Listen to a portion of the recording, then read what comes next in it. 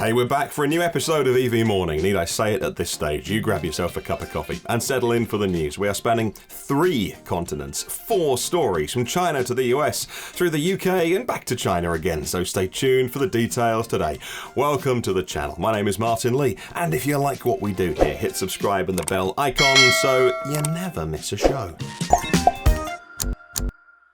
So for big family road trips, I'd love something like a Model Y, road tripping in the US in a Lucid Air Dream Edition. Oh, that is the stuff literally of dreams, but also things that get me excited at the more affordable ends of the market, like the funky little car called the Wuling Mini EV. Yes, sales of the Wuling are getting stronger all the time. Total sales of the car in China just past 400,000. It's an incredible number for this diminutive beast. With sales of just over 35,000 in September alone, it remains ahead of the Model Y and keeps its crown as China's best-selling electric vehicle.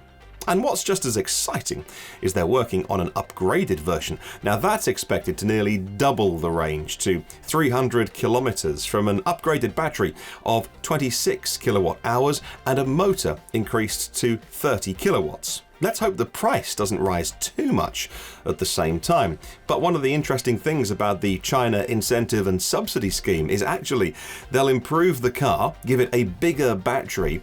That will increase the price, but then it puts it into the window of getting some price discounts. So it's a really smart move for China's biggest selling EV. Fingers crossed, we can buy one here in the UK soon. I would love to have one on the driveway just to play with.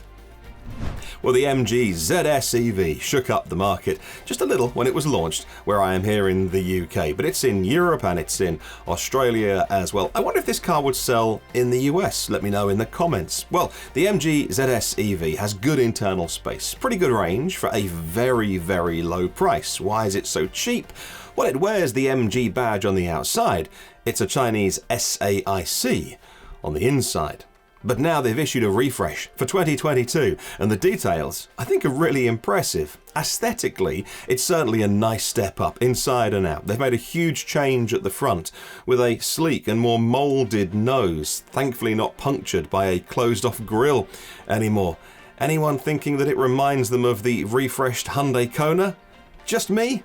Okay, but the highlights of the refresh are probably the boost in range and the added capability of vehicle to load. An increasing amount of EVs are arriving on the market where they can have a decent amount of power drawn from the traction battery, not just plugging into a USB or a cigarette lighter, but actually pulling a good amount of power, like the new Hyundai Ioniq 5 and Kia EV6.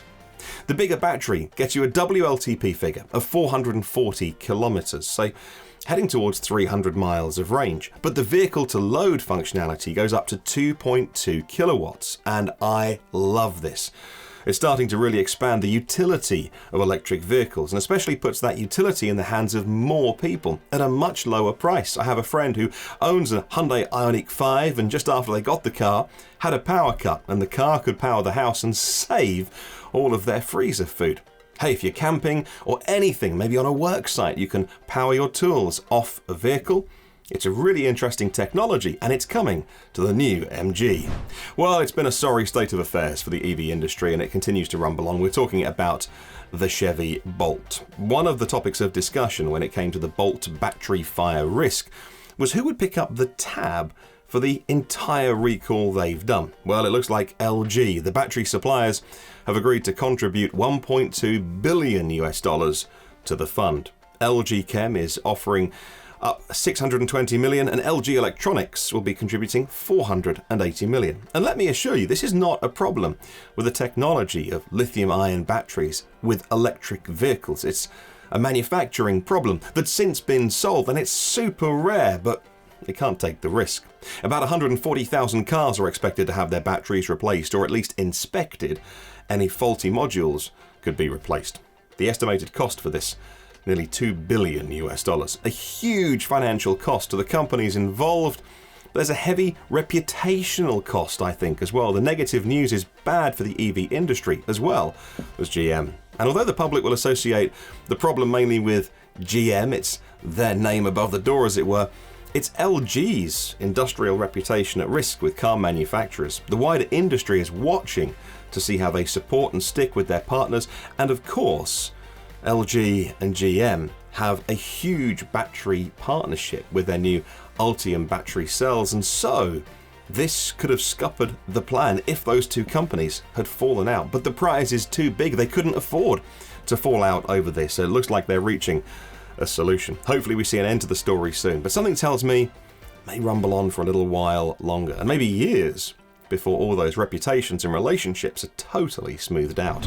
We're going to head back to China briefly because XPeng have made their 100,000th vehicle in the last few days. XPeng are in a very strong growth period, not just in terms of numbers of cars manufactured, but also in their geographic expansion. They're beginning to export to Europe, starting with the EV superpower that is Norway. Although sales of the first 100,000 cars were mostly the impressive P7, their growth is likely to be represented by a larger selection of models. They're introducing another model to the lineup, the XPeng P5.